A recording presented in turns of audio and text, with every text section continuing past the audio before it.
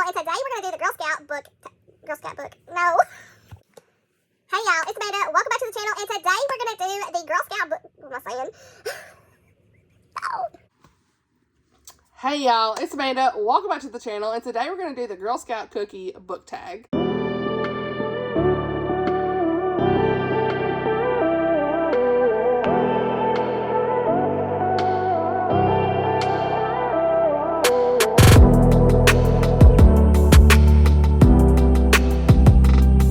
So excited to be doing this video. I was tagged by Old American Spirit. I will leave her video down below. So many of you all have been doing this video. I've been meaning to do this video without even being tagged, and then she tagged me, so now it's time to do it.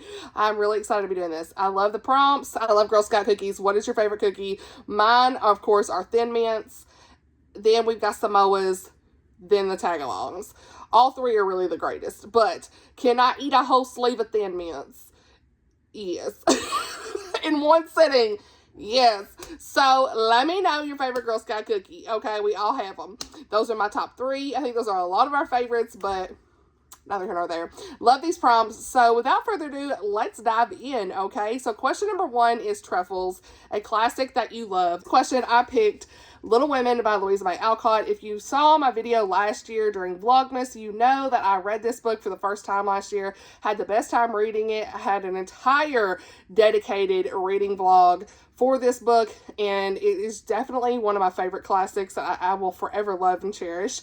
It's definitely one you could reread. I see why so many people reread it every year. It is beloved. It's a timeless and cherished book. This has been capturing the hearts of readers for generations, and it certainly captured my heart whenever I read it for the first time. I love the March sisters.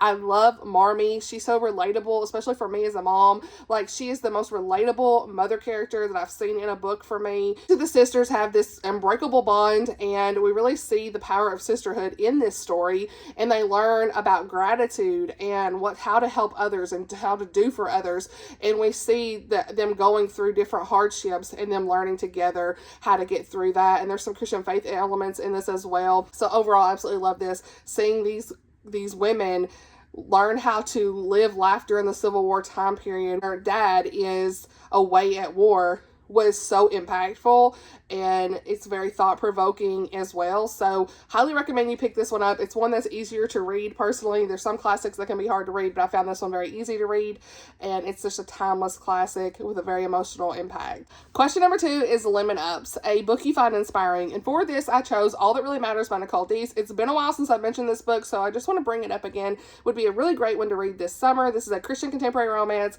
It's completely clean, and it is a very impactful read and inspiring, because we have this girl Molly who is a social media beauty influencer. As you can see, there's all this makeup product on the front, the brushes and everything. And so in this book, we see that she is dating this guy who's her manager, and he's like, you need to get the best influence out there. You need to look really good on your social media pages. And so he takes it upon himself to encourage her to almost like fake this involvement with a program that is for aged out foster kids, like a transitional program, and just so she can look like she's involved, get pictures out there, all of that stuff, and so that it looks good for her audience. And so soon she realizes that her current boyfriend turns into the ex-boyfriend, honey, because he ain't no good, obviously, from what I just said. She ends up working with Silas in this program because he is the director of it, and they really form this friendship, and then friends to more, I guess you'll say. Starts to realize that life is so much more than the social media influence, and how quickly that can be taken from you in an instant, not even at your own hands, because it's not like you even own it, right? Like these influencers out there that have all these huge people managing their accounts, do they really own it? Right? Do they even own their brand? Right? So she starts to learn all of these different things and struggles through that, and she realizes, again, all that really matters in life, and it has some good faith content. Highly recommend. It's definitely one that you've got to read. It's very inspiring to me, especially in today's world. Question number three is S'mores, a comforting book. Now look, I could have picked anything on the list, but for this video, your girl decided to pick Mandi Blake. Now, she is the ultimate comfort author for me as far as romance goes. Okay, we've got all kinds of great comfort cozy mysteries and stuff out there, but there's something about this author, Mandi Blake, and her books that just are like the escape I need, the cute romance, the cheese, just like a Hallmark movie if you like those. Like, there's something about her books. And a lot of times the characters have a good layer of depth in there where it's not too much cheese, in my opinion. It's very enjoyable. Highly recommend. Even if you're not someone who likes insta-love, every now and then she'll kind of have some insta-love in there. But the way she writes it is not like some other insta-love stories I've read, and I usually like that. So I hate insta-love, and even when she puts insta-love in there, like, I'm fine with it. That's what I'm saying. Like, anybody that can do that for me, look, chef's kiss. So I love her books. This is Love in the Storm, book 1 in the Love and Blackwater series, but really any of her books. I've read 6 so far. Looking forward to more by her. She's got one coming out August, September. I think she has a Christmas book coming out in October. The cover was just revealed, so I'm really excited to read more of her books. I have so many on my shelves. I talked about it in a vlog recently. How I had purchased a lot of her books from her store, and I highly recommend buying from there because she includes bookmarks and signs them, and they're about the same price as Amazon. So yeah, it's worth it.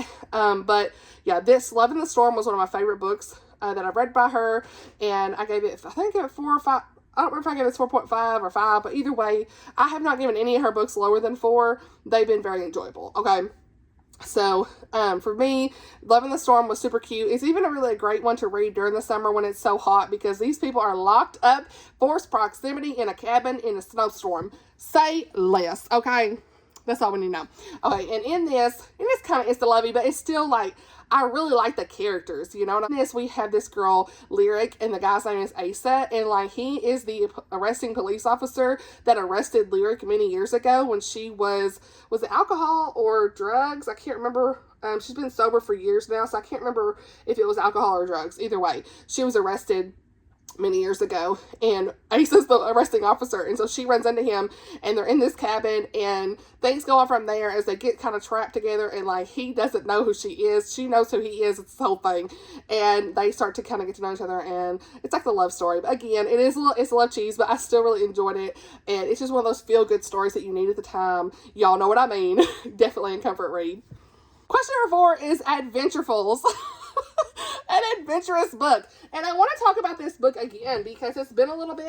This did recently release, I'd say within the last 6 months. I think it may even be longer, but A Lady's Guide to Marvels and Misadventures by Angela Bell. This book was so much fun. It's very adventurous. I give it 4 stars. It's kind of like a spin on Around the World in 80 Days and The Nutcracker. It's a Christian historical fiction story. It has a lot of great faith content. Highly recommend. I know a lot of y'all have already read it and enjoyed it, but if you like that kind of adventure story, I highly recommend picking this one up. It's the enemies to lovers trope. Very whimsical, quite the adventure, all the good things. Lots of laugh out loud moments as well. Very quirky characters. Some have also said this is kind of steampunky, and I would agree with that. I think that the author doesn't necessarily describe it to be full steampunk. It has some steampunk vibes more than anything, but if you do like steampunk, you probably will like this as well. But if you don't like steampunk, that's not going to necessarily deter you away from this either, because it's not like overbearing in this, you know what I'm saying, or overwhelming, whatever the word is. It's not like a lot, right? This is more so that quirky travel adventurous story like Around the World in 80 Days would be. Okay, but the book starts off with our main character named Clara, and she's trying to protect her family from her ex-fiance's schemes and different society prejudices about them because they're very different. And her grandfather brings on this apprentice with a mechanical leg, and there's also, I guess, disability representation as well because he has a mechanical leg. But things get wild from there. We see this guy Theodore. He's the one who comes in as the apprentice. He repairs clocks and different things, and he is desperate for this new start, and his father's disappointed in him, all these things. So he is with Clara and her grandfather, and her grandfather ends up disappearing in his flying owl machine and leaves a note behind that he's going on this scavenger hunt adventure, and that's all we need to know. It was a really fun time, so I highly recommend this one. The next question is Samoas, a book that blends 2 or more genres. Now, I really was trying to think what to talk about for this question, but I ended up on the Texas Ever After series by Karen Witmeyer. So book 1 is Fairest of Heart. Book 2 is If the Boot Fits. I love these. These are Christian historical romance, also Western, also fairy tale. So there's a lot of things going on in this series. Book 1 was like a Snow White fairy tale retelling, and book 2 is a Cinderella retelling. It's kind of like gender swapped because the male is the one who loses the boot. And it's like, who's the boot for? Now, I would say that as far as fairy tale vibes, that the Fairest of Heart has more of it than If the Boot Fits, because If the Boot Fits, it was kind of like very lightly touched on in there, but I still really enjoyed both books. They both had really great faith content, and If the Boot Fits especially had a really nice twist that just really showed forgiveness and things that could have happened in real life during that time, and how good the Lord was in that moment, and how his grace is extended upon each and every one of us, no matter what we've done, and forgiveness is available to all who come to him in repentance. And it was just a wonderful, wonderful story. I highly recommend both of these. They are great. I will leave my reviews for both of these books, actually all these books, down below for you all to read through them if you want more details. But either way, this series is such a great one. Number 6 is Do-Si-Dos. Either a book you love that everybody hates, or a book you hate that everybody seems to love. Now, y'all know what the girl's coming in with on this. You know what I'm coming in with on this. And that is Dear Henry Love Edith by Becca Kinzer. Now, let me just say, this has become a very controversial book in the Christian BookTube community. Okay, you either love it or hate it. That's basically where you at. Like, there's not a lot of in the middles. There are some, but there's not a lot in the middle. And for me, I was definitely on the 5-star. Loved this, okay? I listened to the audiobook, so maybe that's why I loved it, because the narration was so good that, like, double speed got it done in a day, okay? I was just here for it. It's definitely like the You've Got Mail thing. If you like You've Got Mail, you would like this.